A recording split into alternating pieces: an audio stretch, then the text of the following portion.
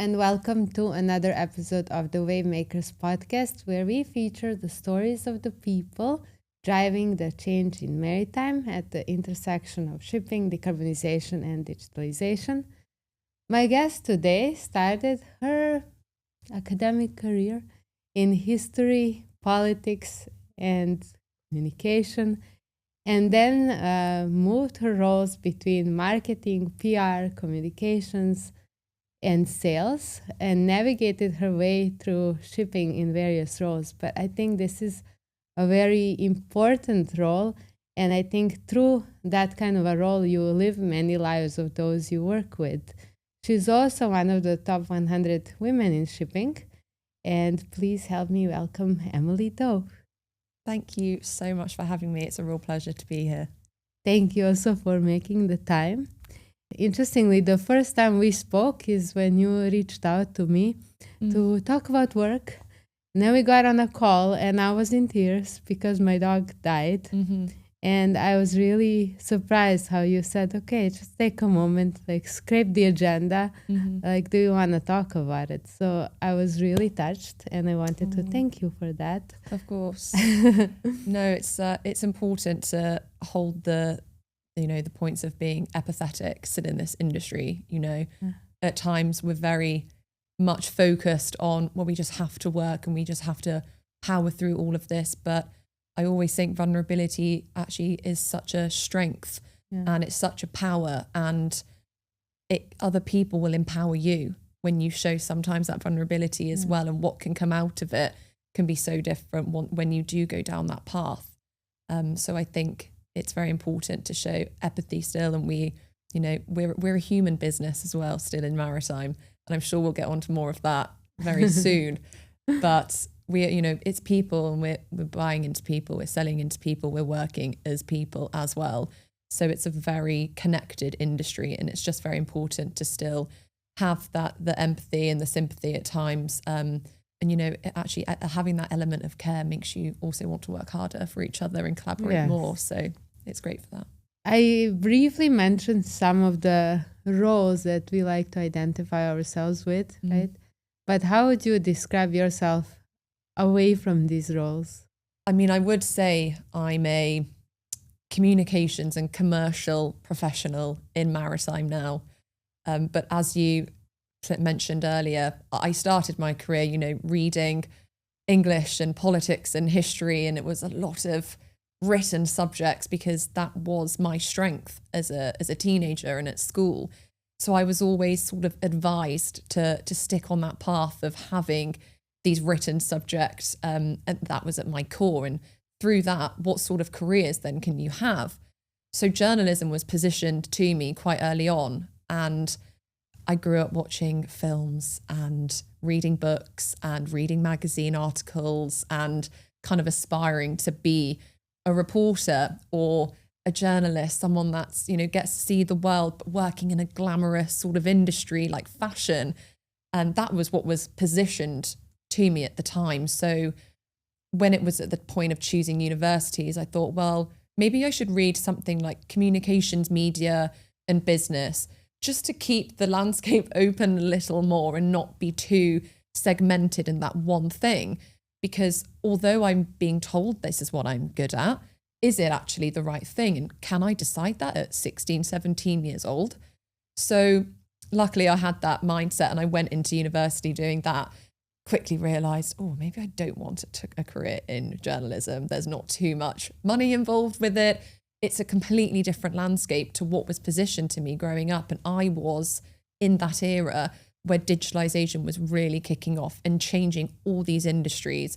Magazines were no longer being printed. Everybody's turning to other mediums. And I felt a little bit lost actually at that point. And I thought, okay, journalism isn't for me. And there's a natural segue from journalism into public relations, which I had been made aware of, again, as a teenager through work experience and family friends. So whilst at university, I thought, okay, maybe this is an industry I can pivot into. So did that and worked part-time for a local company whilst I was studying in Bath. And through that, I thought, okay, this is something I'm good at. This is my skill set. This is where I can do account management. I can work with different companies, different people. I can keep it local and regional, or I could also see a future where it's broader than that. So started my career there, and I think I got to 22 and I was working with a regional B2C agency. B2C is not for me, I will just say. I don't know why, it just didn't give me purpose.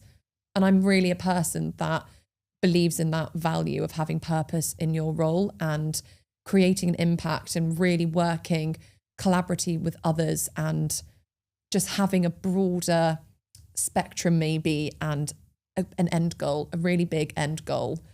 And this is where Blue Communications then became clear to me. And there was a job opportunity there to be on a very similar track to what I was doing already, but in a much different industry to anything I'd ever known. And, you know, my entrance then into shipping was through this company and through this role. And from there, I was on that track of, you know, doing public relations, and, you know, you get entrances into marketing and comms more broadly, and reputation management and crisis management, all these elements. So for 4 years, that's what I was doing. And I followed the natural trajectory that is with a PR career and with a company, an agency like this.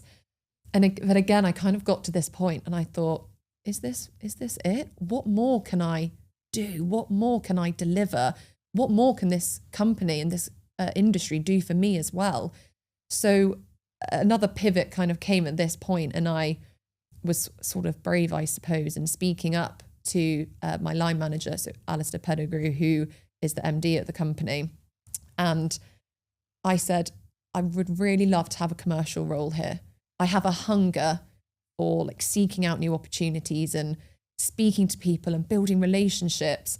And I know I've been going on this trajectory in PR, but I can see myself just offering more, and I see this gap in the business. And coincidentally, they were thinking the same thing at the same time. So timing was perfect, really. And then this opportunity came up that I could be the business development lead for the company. And with that, some other responsibilities came in terms of being responsible for the company's own marketing and media buying and planning, which is a kind of a trade advertising solution. So again, with that, I managed to pivot and did that for a year and a half, just over a year and a half.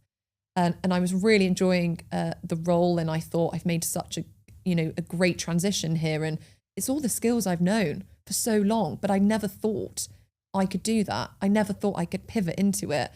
And I never thought then what would come today, in that I'm working, as a regional sales manager for TECO Chemicals in Singapore. And I've got this fantastic opportunity to join this global industry, this global company, which specializes in marine chemicals for cleaning and emission control and maintenance and engine room. And I've had this incredible chance to move halfway around the world to work in an industry that now I'm actually very proud to work with, and kind of feel at home with that and feel so settled and comfortable with the whole transition because of the people around me and what's been positioned as a new career to me. And I'm just very, very grateful to those people and to my now managing partner of our company, Garov, who's given me this opportunity and saw something in me I maybe didn't see in myself at the time. Top 100 women in shipping. Has the younger version of you ever think that would be the recognition you carry?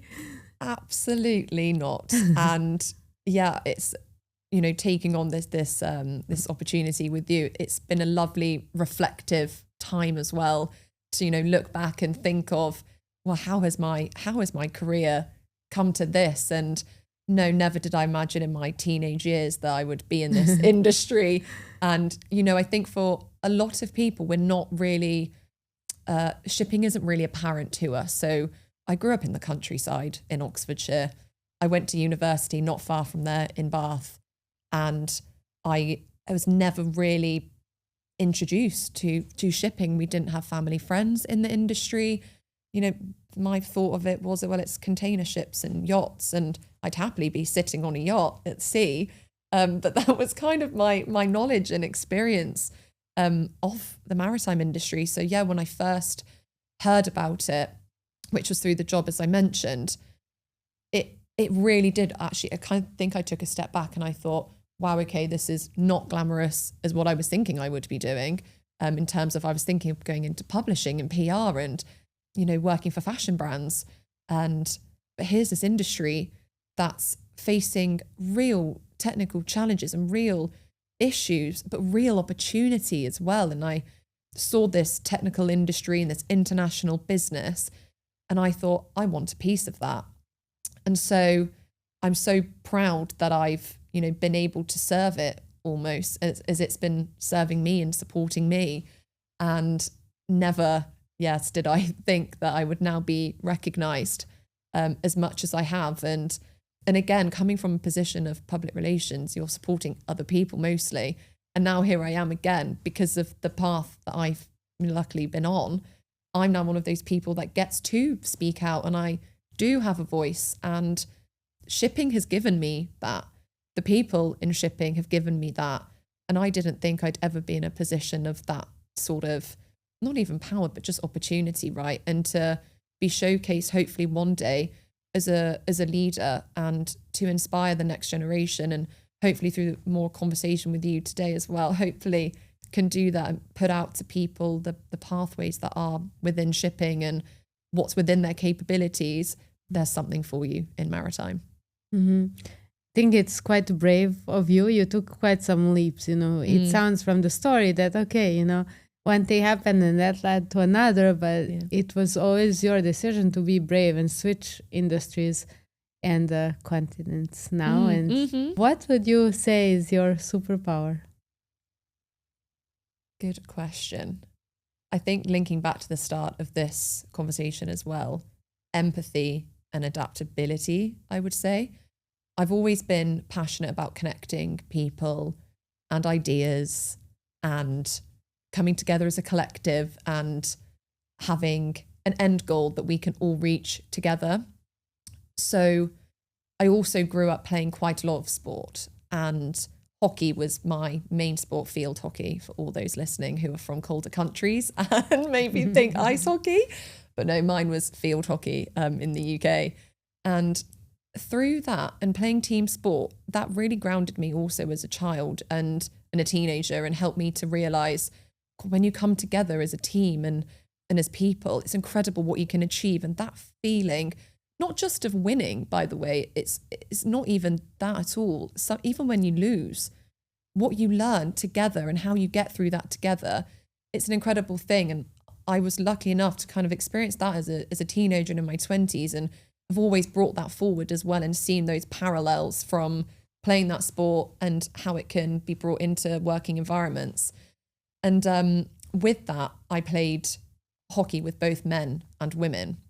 And I think, again, I saw from the young age that impact of having that diversity, having men and women, and being able to come together. And it was a matter of disregard on your gender. It didn't matter where you came from, your background didn't matter. All that mattered was you were there as a team player to support, to lead, and to get to that end goal and achieve it together. And I think, again, it just taught me such a valuable lesson at such a young age. And it also taught me, you know, how to be a good leader, how you need to listen and listen deeply. And I think that also then links back to your question of what is my superpower? And I think it is that ability when the empathy comes in, but it's being able to listen, hear what people's challenges are, hear what their strengths are, their opportunities are. How can I also pivot myself at times to adapt better to that person? And now living in a new continent, it is a new way of doing business that you have to learn about also. And what an incredible journey, though, to be able to experience, you know, how businesses and people operate in Europe and in US and now in Asia. And there are cultural differences and there are things to be aware of. And I would not have got to this point if it wasn't for, it wouldn't have got to knowing that if it wasn't for this point of now being here. And I think just having that level of adaptiveness is important. And I really do cherish that, and cherish, though, the patience of other people. I wouldn't say I was naturally a patient person a few years ago, but something that shipping has helped me with actually is to become more so, because, and out of respect also for other people having patience for me, because I am in a point still where I have a lot to learn, and I've come into now a new market, new countries, new people. So I'm very respectful and appreciative of people who are allowing so much patience on me whilst I'm in this early phase of learning. And again, that's something that I hope next time we sit down and you ask me what's my superpower, I'm hoping it will be patience. I share that lesson from shipping also. You mentioned the cultural shock. Is there some funny story of Emily in Singapore? Always there. So it's been an incredible like time so far, and it's gone very fast though, I will say. And it's another point of reflection. And again, it's opportunities like this that help you to realize, you just stop for a minute and think, wow, look how far I've come, but look how quickly this time has gone as well. And just make sure that you're always giving back and delivering this impact. I think in terms of a funny story, it's probably just with my colleagues in my learning periods of being like, okay, how do I greet people here? And literally with one of them going through the whole process and pretending of, well, this is how you should do it. This is how people like to be received in Asia. Because although I've been before, it was mostly with events and you've got people from all over the world coming in. So it's actually still dealing with people outside of Asia, even though funnily enough, you are here. But no, so it's just kind of having I was having little practices before. So that's probably one of the funniest things that has happened, because I just genuinely wasn't quite sure how to approach people and how people want to be approached here. So yeah, I did have to ask a few friends here for that. Back to learnings also, I think now you're probably learning a lot about chemicals. Yes. And with that, a lot of technical stuff. Yes. How has that shift been? So at times, of course, challenging, but I just remind myself every time, if I get into that point of feeling I'm not understanding this, actually no, look how far I've already come and look at the conversations I'm already having. And I think it's important to learn off of different mediums. So it's really important to almost lock yourself in a room and put yourself to the side and just get into it just on your own, learn the way you need to learn. So for me, I'm a note taker, which probably stems from the times of doing history and English, and the way of revising was to just take short notes and every time condense them smaller and smaller. So I just essentially was left with a buzzword. And then that buzzword in my head would unlock then this whole like chapter or whole part of that area that I needed to remember for the exams or for coursework or whatever it was. So that way of learning has always been quite good for me. So even in this job, I've just put myself to the side and learnt that way. So I've taken out my notes and condensed them down. So I've just got those buzzwords that are left as triggers in my mind and unlocking then the further information on it. But it's also important to take up the other mediums as well. And I think one of the best ways of learning is conversations with people. So it's going and speaking with your team internally, but, not trying to, I think also important to kind of gather all your questions at once and really position them in the best way possible to that person you're delivering them to, and not to sometimes ask too many questions, but also to get them at the right time where they're in the right mindset also to support you. So again, I think that's where that superpower of empathy maybe comes in thinking, okay, how does this person want to be received? When is a good time to go to them and ask about it?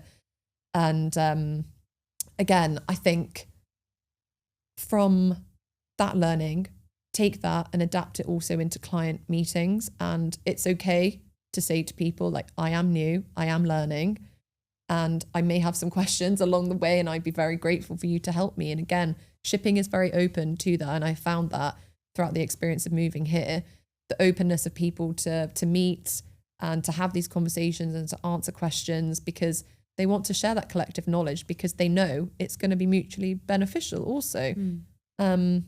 So again, I think it's don't live in fear of asking questions sometimes, but also just make sure you are asking the right ones and of course, if you can, try and answer it yourself first, or try and think of an answer first. And then you can go to then the right people at the right time, position it in the right way. And then you can either validate your answer or find out why your answer maybe wasn't quite right. Yeah.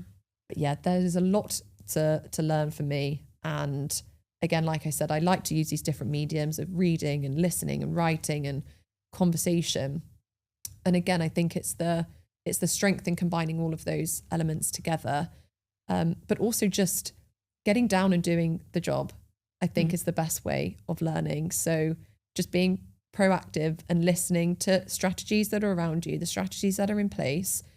Sometimes adapting those, remaining agile is important, and just owning what you know now and know that the rest will come. And over time, you will be great and you will have all this knowledge. But it's okay at the start to not know everything and to ask questions and to admit, I don't know everything right now, but over time I will. Yes. Most of people in shipping have experienced some sort of that move and getting into the new topic. From your first observer perspective, right? First, you were witnessing the journey and the industry from kind of an outsider, and now you're more deeper in. Have you seen it changing over the past, I guess, like 5 years or so? Absolutely. So when I first found shipping, it was 2019. So we were just approaching the IMO 2020 sulfur cap. And even with that, from the conversations that I was hearing from my office through clients, it was all about, how do we tackle this? We know we've already put steps in place. We've already got some technologies available, but how do we ensure that compliance is met? Because we know that there's this start date, but it's a continuation after that. But already that early entrance just was very inspiring, because it was a very collaborative approach that we witnessed for that regulation. And then, of course, since we've seen the IMO adopting 2030 and 2050 regulations, we've seen the EU adopting its own regulations as well with FuelEU Maritime, as you guys well know. And you've seen all these regulations coming together and everybody understanding together collectively, well, what does this mean for all of us? And what does this mean for the broader industry and for the world? And again, it's such an incredible industry, because shipping connects us all. And again, that just brings so much purpose, I think, into my life especially, but I think for all of us. But again, from those early days of seeing what the industry is doing and how it tackles these elements, I think we saw a real mindset shift when it comes to tackling these things together. Because I think in the past, everyone maybe was kind of on their own, and this is just from my experience, but maybe people were just dealing with things more independently. Whereas I think in the past 6 years, we've seen a lot more collaboration and innovative ideas. We've seen new companies and new people emerging with their ideas, with their innovation, and, bringing up these smarter, more efficient ways of doing things from their experience, maybe from other sectors, or as newcomers, emerging young talent and the younger generation and what they bring to the table. But also not forgetting the many first movers in shipping that were brave also in taking some very important first steps to provide learning lessons for the rest of the industry. And, they cannot be disregarded. Some of them would have been failures. Some of them would not have seen the benefits maybe per se of taking that at that point. But we all have to remember that importance of sometimes failing as well. And slight side note, one of my favorite F1 drivers, Niki Lauda, and I remember watching him take an acceptance speech for an award, and he was saying, obviously it's great winning in Formula One, it's what everybody wants, right? But how important is it to lose because of the learnings that you get for yourself and for others and the pathways that you put out? And that kind of always stuck with me. And I bring it now into that shipping context, like I've just mentioned, because it is important to go through that journey and to openly and collaboratively share this information and exchange that knowledge, because that is how we will continue to tackle and meet and exceed all these environmental regulations and other elements that we're faced with. So I've really seen that shift, I suppose, in my kind of short time in shipping. It's only been 6 years and there's a lot more to come. And I'm very excited to see what's to come and to see all these different players coming together. And again, from even the industry that I'm in now, you are working with so many different people. There's not just one kind of core stakeholder group. It's a collective of people and companies and segments.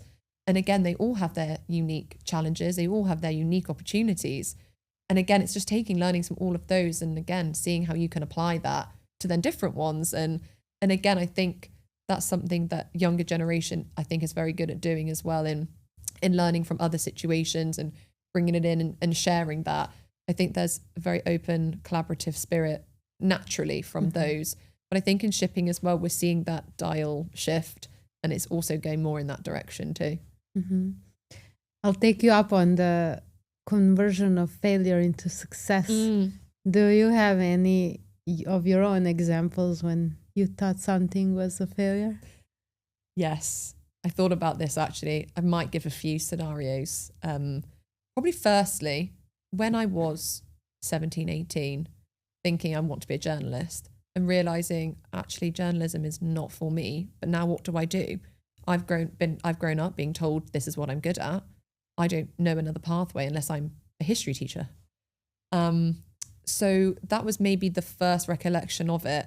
Then I entered PR through the agency, serving the maritime industry.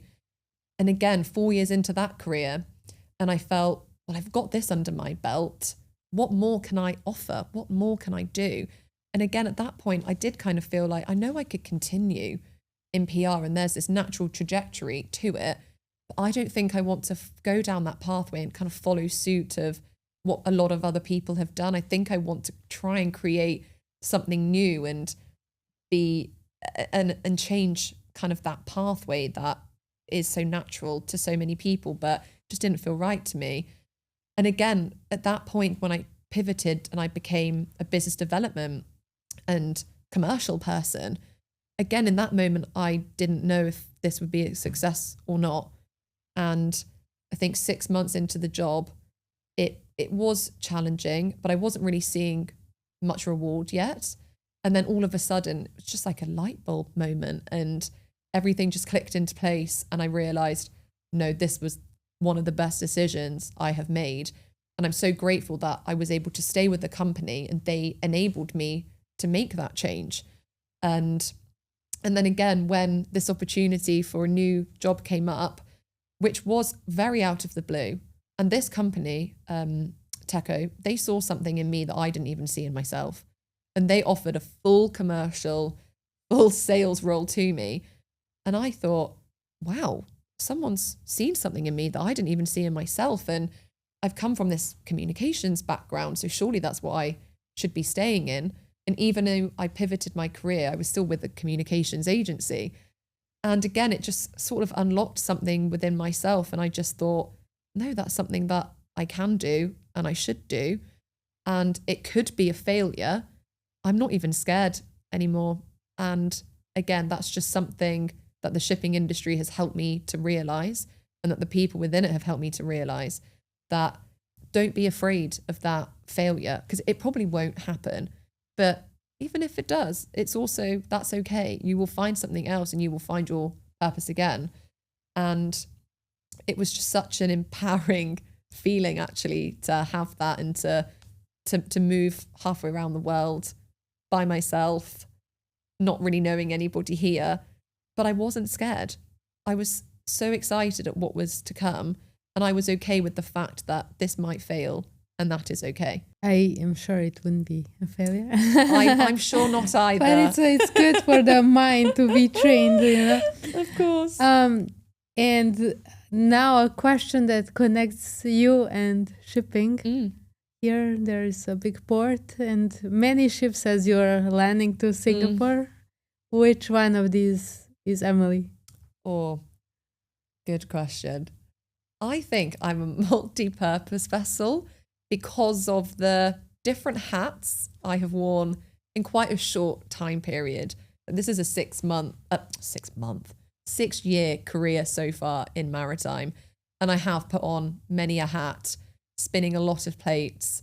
I've been able to carry different loads, pardon my pun, and continue to learn so much. And I've always followed a mantra that a friend told me when we were younger, is you learn in your 20s and you'll earn in your 30s.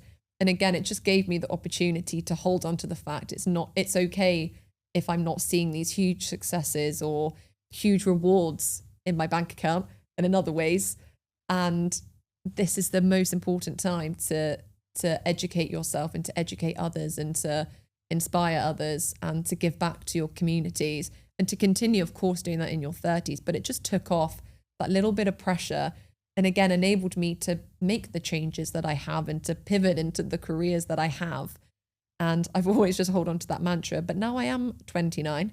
So next year I will be 30. And now I think, okay, now here's work is about to start. Like I'm only just getting started. And how exciting is that? Yeah. That's interesting. What do you expect from the 30s? Well, a lot of collaboration, a lot of success. Giving back to my communities, as I just mentioned, is so important to me. And, you know, shipping is a male dominating industry. But again, the dial is shifting and things are changing. There are so many incredible people out there that are pushing for gender diversity. They're challenging that norm of that gender imbalance. There are associations, there are companies, there are people.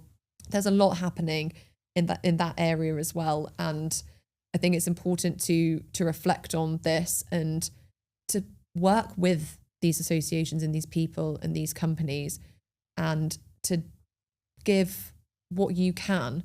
So whether that's your skill set, what you've done with your career. So for me, it could be supporting with communications or event planning, for example, or it's just being part of those communities and again, being vulnerable at times and speaking up and speaking out. And again, having platforms that you've created here in allowing people to speak and to give them a voice and to share these stories.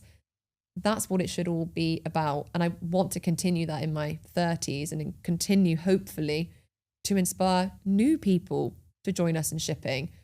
I mean, as I've explained, I've come from a communications PR background, never knew anything about shipping. And here I am today, sitting here on a leading maritime podcast. There are so many opportunities in maritime. There are so many job roles, and there's a job for everyone from whatever your background, whatever you think you might be interested in. And I just think, again, collectively, it's important to share that and show that. And one way I do feel about inspiring people is to show and not always tell. And it's something I do with my younger sister as well, is you can't sometimes tell your siblings or your friends or your people what to do. So instead, don't tell them, show them. Show them the pathways that are available to them. So it's always something I've been really passionate about. And again, that was something that I did in moving to Singapore, is I showed my younger sister, this is something that you can do. You're so capable of doing it. If you want to make change in your life, if you want a new opportunity, you can go and get it because you are capable of so much. And it might be in a new sector, it might be in a new industry, and that's okay. There's something there for you if you go after it. So making that shift, and she made a shift, and she's also starting a new role in a slightly new industry in a new city. So again, it's just, I'm so proud of her for doing that. And no, I do feel proud of myself too, because I was able to support in that, in showing, well, this is what people are capable of.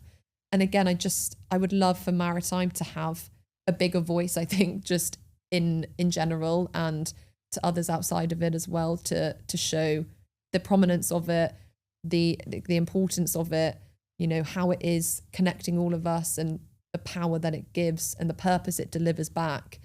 So I would love to be able to do more. And again, hopefully in my 30s, I'm able to do that more so as well. And if you were to make a movie about your life so far, or the life you wanted to become, how would you name it?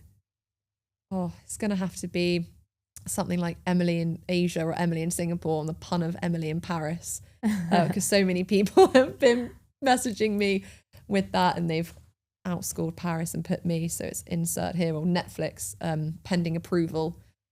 So something like that, probably, just because it's already kind of got the brand association there, so I can piggyback off of that. And would you have any questions for me? Ooh, I suppose on your journey so far, what has been the most empowering thing for you? And has it been with just for yourself, or has it been with the whole company and with your partner? And what has probably been the most impactful thing on you?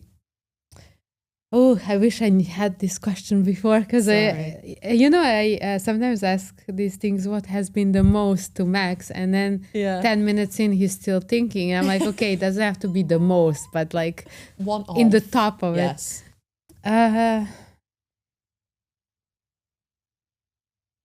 Well, it's been in Maersk, it was the moment when I was pitching one of the projects that we incubated from scratch in the innovation funnel. And then I was pitching it to like CEO -2 level to get the budgets for it to be deployed on a pilot.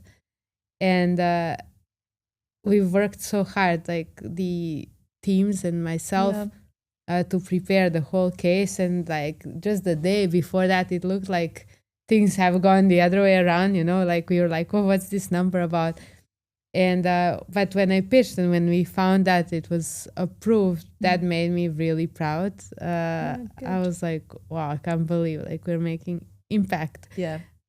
So that was one. And then the other part was also when we made a decision to just start. I was very brave, and I'm still brave of that moment.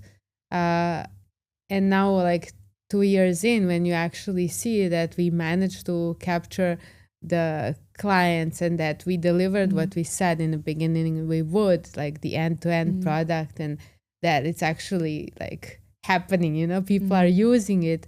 And it's pretty wild to see how like 2 years ago it was just a thought, like, oh, I wonder if we can. But now it's a reality.